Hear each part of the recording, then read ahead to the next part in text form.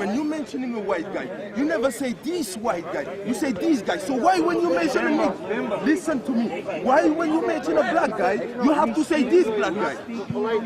Say, but Romanian language is coming from Latin language and Negro same race. Clock, and that's worrying. Yeah, listen, I think we're at a disturbing tipping point. I think we've got Millwall with PSG game today, all in the same week. I think not a week goes by at the moment without an incident involving race.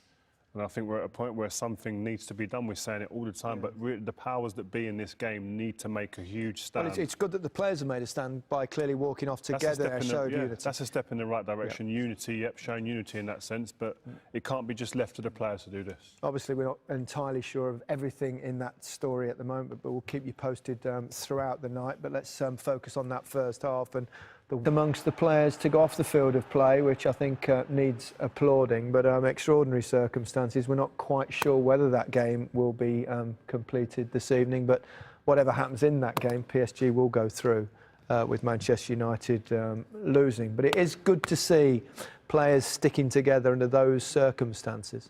I think that's a step in the right direction. I think players need to step together, like we mentioned earlier in the show. Showing that unity together is definitely a step where I think it needs to go. But I need just to reiterate that I think that there are powers in football that make decisions, hand out all of the sanctions. Well, it's time UEFA stepped up as well, isn't it? Not some meagre £200 fine or something. Yeah, powder puff.